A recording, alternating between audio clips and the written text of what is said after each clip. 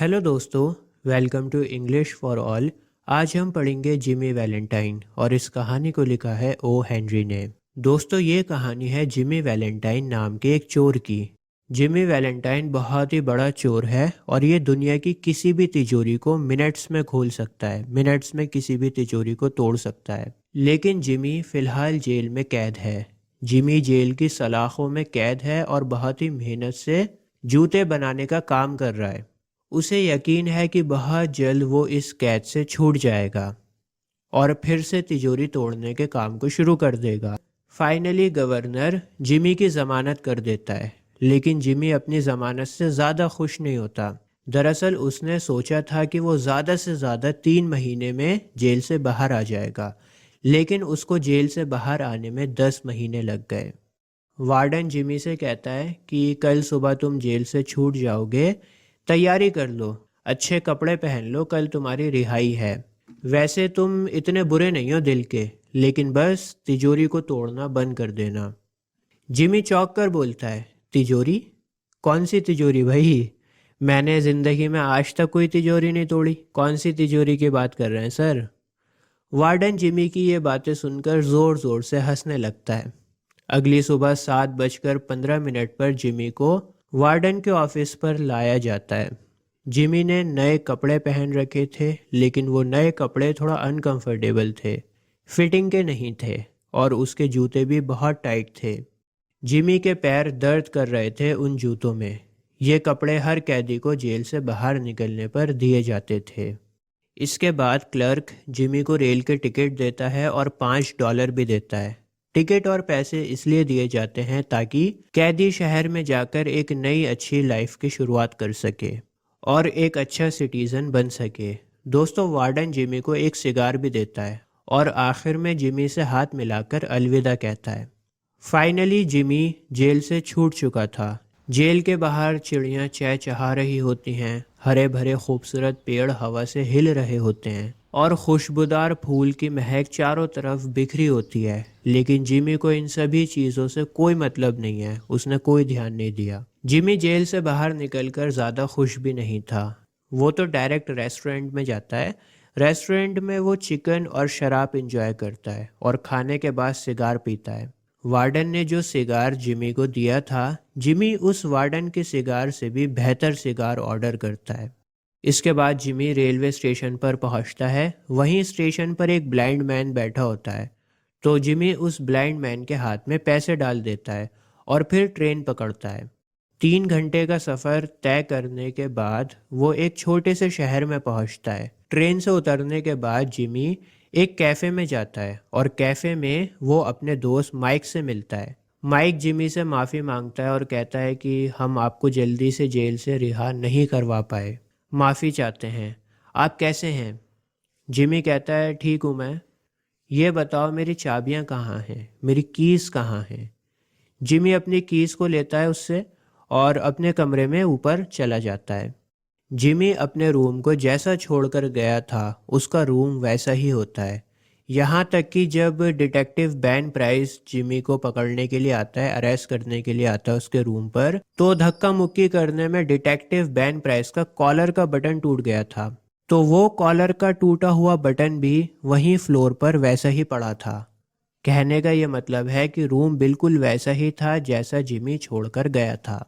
Ban price एक detective है जिसके बारे में हम थोड़ी देर में पढ़ेंगे। जब कहानी थोड़ा आगे बढ़ेगी तो फिर ये कैरेक्टर बाद में आएगा। दोस्तों, जिमी अपने बैट को खींचकर अपने औजारों को निकालता है। जिमी बहुत ही खुशी से अपने औजारों की तरफ देखता है। ये वो औजार थे जिनसे वो दुनिया की कोई भी तिजोरी को खोल सकता था। सभी औजार बहुत ही बेहतरीन मटेरियल से बने हुए थे और लेटेस्ट थे एकदम। 2-3 औजार तो जिमी ने खुद इन्वेंट करे थे। अपने हिसाब से उसने 2-3 औजारों को बनाया था तिजोरी को खोलने के लिए। आधे घंटे के बाद जिमी अपने रूम से नीचे आता है। उसने अपने खुद के कपड़े पहन रखे थे और बहुत ही फिटिंग के और बहुत ही बढ़िया कपड़े पहन रखे थे। जिमी के पास उसकी तिजोरी खोलने के औजार भी थे। माइक जिमी से पूछता है, अरे जिमी, कुछ करने का प्लान है क्या? कहाँ चले? जिमी कहता है, मैं मैं कहाँ जाऊँगा यार, मैं तो बस न्यूयॉर्क की फेमस बिस्किट और व्हीट कंपनी को रिप्रेजेंट करने के लिए जा रहा हूँ। माइक को पता था जिमी मजाक कर रहा है, मजाक में बोल रहा है, और उसकी बातें सुनकर माइक हंसने लग जाता है। जिमी दोस्तों ऐसे ही था, कभी सीधे बात नहीं करता था, हमेशा उल्टा जवाब देता था। जिमी उस दिन इतना खुश था कि उसने दूध पी लिया। जिमी को हमेशा शराब पीना पसंद था और उसने कभी हार्ड ड्रिंक्स को छुआ तक नहीं था, लेकिन उस दिन खुशी में उसने दूध पिया। दोस्तों एक हफ्ते के बाद रिचमॉन्ड सिटी में एक तिजोरी तोड़ी जाती है। रिचमॉन्ड एक सिटी का नाम है जो इंडियाना में आती है। तो इस जगह चोरी होती है और लगभग $800 चुराए जाते हैं। फिर 2 हफ्ते के बाद एक तिजोरी और तोड़ी जाती है लैगन स्पॉट नाम की एक जगह पर। इस बार तिजोरी बहुत एडवांस थी, बर्गलर प्रूफ थी। बर्गलर प्रूफ यानी इस तरह से डिज़ाइन की गई थी कि उसे कोई तोड़ ना सके, आसानी से वो टूट ना सके। लेकिन हमारे जिमी भाई साहब के लिए कोई भी तिजोरी तोड़ना बड़ी बात नहीं थी। उनके लिए ये तिजोरियाँ खिलौनों की तरह थी। इस बार जिमी ने $1500 कैश चुराया। दोस्तों इसके बाद जिमी गया जेफरसन सिटी में और वहाँ भी उसने तिजोरी तोड़कर $5000 उड़ा लिए। $5000 इतनी बड़ी अमाउंट थी कि सारी जगह इस चोरी के चर्चे होने लगे थे। और बैन प्राइस भी जब इस खबर को सुनता है तो वो सोचता है ये चोरी ज़रूर जिमी ने करी होगी। दोस्तों मैं आपको बता दूं, बैन प्राइस एक डिटेक्टिव है जिसने जिमी को पकड़ा था और जेल में भेजा था। कहानी की शुरुआत में जिमी जेल में था ना, मैंने आपको बताया था। तो जिमी को बैन प्राइस ने जेल में भेजा था। बैन प्राइस को पता था कि इतनी बड़ी चोरी और इतनी सारी तिजोरियों को सिर्फ जिमी तोड़ सकता था और किसी के बस की बात नहीं थी। बैन प्राइस इस बार कसम खाता है कि वो जिमी को अरेस्ट करेगा और उसे मज़ा चखाएगा। दूसरी तरफ जिमी ने दोबारा अपना शहर बदल लिया था और अब जिमी एल्मोर नाम की जगह पर आ गया था। दोस्तों एल्मोर सिटी में एक बैंक है, द एल्मोर बैंक। और द एल्मोर बैंक के बाहर जिमी एक नौजवान लड़की को देखता है और जिमी को उसी पल उस लड़की से प्यार हो जाता है। देखते ही फिदा हो जाते हैं भाई साहब। जिमी का बिहेवियर एकदम से चेंज हो जाता है और वो एक नया इंसान बन जाता है। उसका एटीट्यूड एकदम बदल जाता है और वो लड़की भी जिमी को देखकर शर्मा जाती है। लड़की भी जिमी से अट्रैक्ट हो जाती है। पास में खड़े एक लड़के से जिमी उस लड़की के बारे में पूछता है कि मुझे उस लड़की के बारे में बताओ। लड़का कहता है कि इनका नाम एनाबेल एडम्स है और ये एक लोकल बैंक के ओनर की बेटी हैं। इनके फादर एक लोकल बैंक के ओनर हैं। अब दोस्तों जिमी ठहरा एक चोर। वो सोचता है कि अगर मुझे इस लड़की का दिल जीतना है तो फिर अपना प्रोफेशन चेंज करना पड़ेगा। जिमी एक पास के होटल में जाता है और वो अपना नाम राल्फ द स्पेंसर लिखवाता है। दरअसल जिमी अब अपनी पहचान को ख़त्म करना चाहता है और एक नया इंसान बनना चाहता है। याद रहे जिमी ने अपना नाम चेंज कर लिया है और उसका नया नाम है राल्फ द स्पेंसर। लेकिन मैं पूरी कहानी में जिमी बोलूँगा ताकि आपको कन्फ्यूजन नहीं हो। जिमी होटल में बताता है कि वो इस शहर में नया है, उसको एक नया बिजनेस शुरू करना है इस शहर में। क्या आप जूतों के बिजनेस में मुझे थोड़ा बता सकते हैं? दरअसल जेल में बहुत ही मेहनत से जिमी ने जूते बनाए थे और उसको जूता बनाना बहुत अच्छे से आ गया था। तो और कुछ तो था नहीं उसके पास करने के लिए। वो सोचता है कि क्यों ना मैं जूतों का ही बिजनेस शुरू कर दूं। होटल का क्लर्क जिमी के स्टाइल और उसके मैनर से बहुत इम्प्रेस हो जाता है। क्लर्क जिमी को बताता है कि अभी हमारे छोटे से शहर में, एल्मोर शहर में, जूतों की कोई भी एक्सक्लूसिव बढ़िया शॉप नहीं है।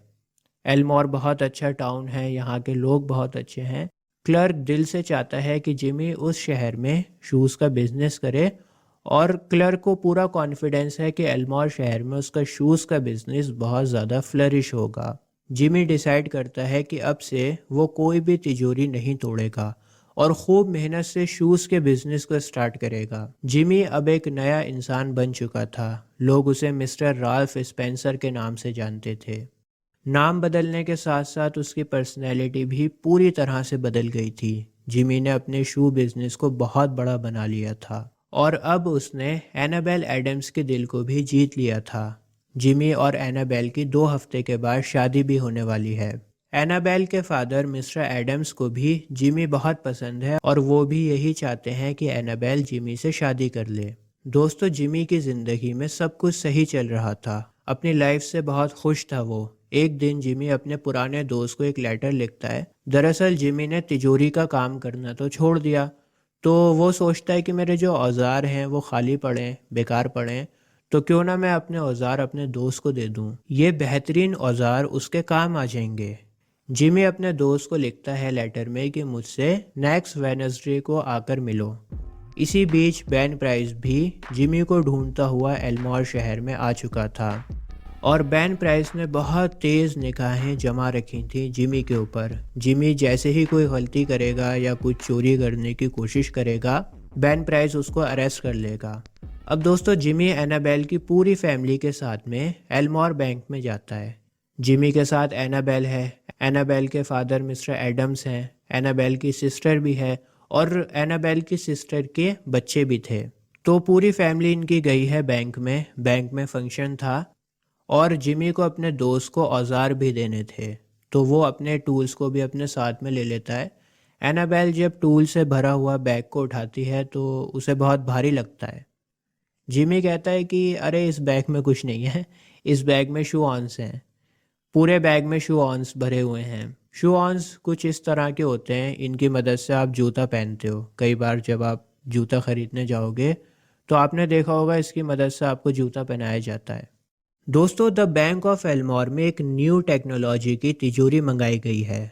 मिस्टर एडम्स सभी को तिजोरी के बारे में बताते हैं। बैंक के अंदर बेन प्राइस भी होता है। बेन प्राइस ने जिमी की हर चाल के ऊपर नज़र रख रखी है। दोस्तों, मैंने आपको बताया था कि एनाबेल की पूरी फैमिली बैंक में होती है, तो एनाबेल की सिस्टर के बच्चे आपस में खेल रहे होते हैं और खेल खेल में मे एगैथा को लॉक कर देती है। तिजोरी में मे एगैथा को लॉक कर देती है। सभी लोग बड़ा परेशान हो जाते हैं। दोनों बच्चियां चिल्ला रही होती हैं। मिस्टर एडम्स उस तिजोरी को खोलने की कोशिश करते हैं, लेकिन तिजोरी पर अभी तक कोई पासवर्ड ही नहीं लगा था। कोई उन्होंने टाइमर सेट नहीं करा, कोई पासवर्ड सेट नहीं करा, तो अब वो तिजोरी खुल नहीं सकती थी, वो लॉक हो गई थी। अगर अगाथा थोड़ी देर भी तिजोरी के अंदर रही तो फिर सफोकेशन की वजह से उसकी मौत हो जाएगी, उसका दम घुट जाएगा। एनाबेल जिमी से आकर कहती है कि कुछ करो, कुछ तो करो। जिमी हल्के से मुस्कुराता है, ये उसका अंदाज था। हल्के से मुस्कुराकर कहता है कि तुम्हारी ड्रेस पर जो गुलाब लगा हुआ है ना, ये मुझे दे दो। एनाबेल को समझ नहीं आता कि जिमी क्या कह रहा है, क्या बोल रहा है। ऐसे माहौल में गुलाब की बात कर रहा है ये। बहरहाल गुलाब क्यों मांग रहा है उसे नहीं पता था, लेकिन वो जल्दी से अपनी ड्रेस से गुलाब निकालती है और उसको दे देती है। जिमी के इस एटीट्यूड को देखकर ऐसा लग रहा था कि उसका पुराना वाला कैरेक्टर जिमी वापस आ चुका था। जिमी उस गुलाब को अपनी पॉकेट में रख लेता है। दोस्तों, जिमी को पता था कि जब वो सबके सामने तिजोरी को तोड़ेगा तो सभी लोगों को पता लग जाएगा कि वो एक चोर है और फिर एनाबेल उससे प्यार नहीं करेगी, उससे शादी नहीं करेगी। इसलिए जिमी ने एनाबेल से गुलाब मांगा ताकि एनाबेल की प्यार की निशानी कम से कम उसके पास रहे।